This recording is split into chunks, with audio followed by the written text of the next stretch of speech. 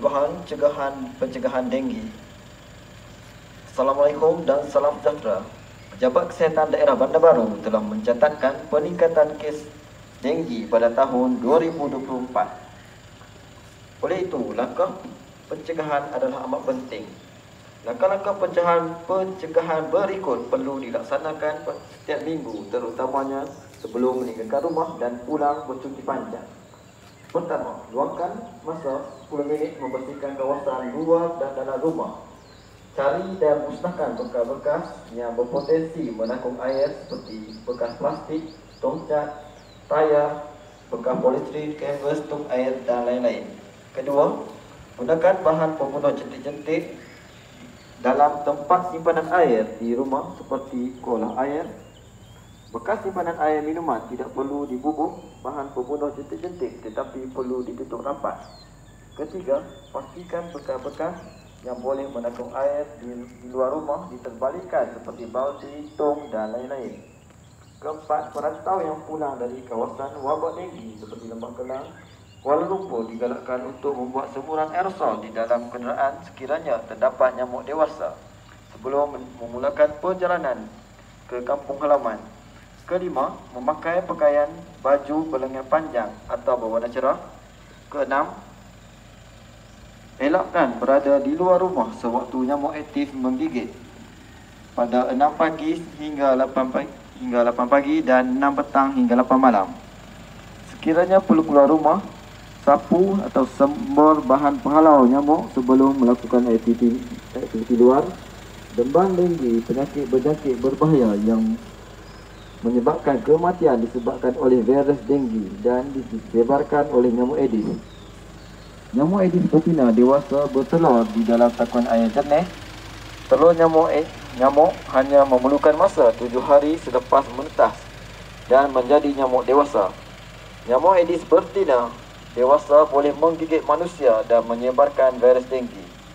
Jangan jadikan diri anda dan keluarga sebagai mangsa demam denggi. Ayuh mencegah sebelum kena. Tiada Aedes, tiada denggi. Mesej ini disampaikan oleh Pejabat Penanganan Daerah Bandar Baru. Sekian, terima kasih.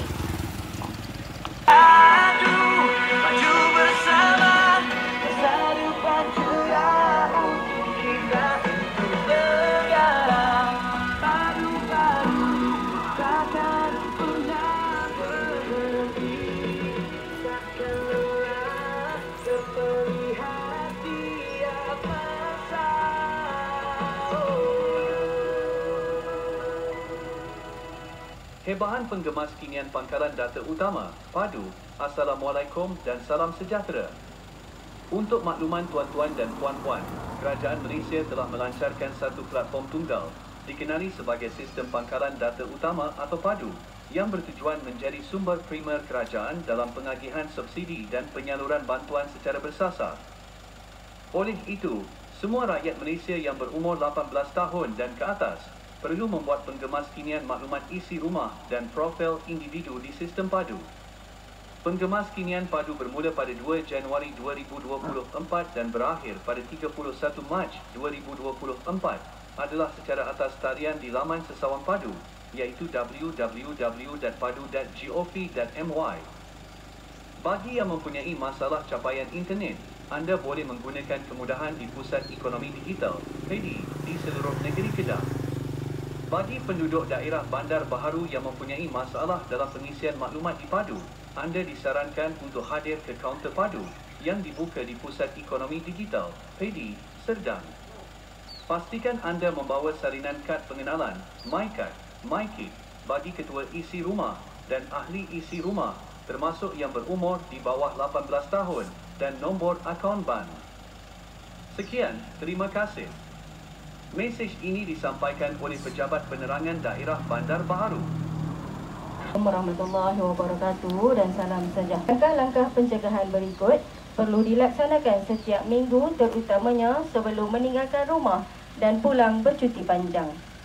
Pertama, luangkan 10 minit membersihkan kawasan luar dan dalam rumah. Cari dan musnahkan bekas-bekas yang berpotensi menangkung air seperti bekas plastik, tongcat, tayar, bekas polistiren, kanvas, tong air dan lain-lain. Kedua, gunakan aerator atau bahan pembunuh jentik-jentik dalam tempat simpanan air di rumah seperti di kolah air. Bekas simpanan air minuman tidak perlu dibubuh bahan pembunuh jentik-jentik, tetapi perlu ditutup rapat.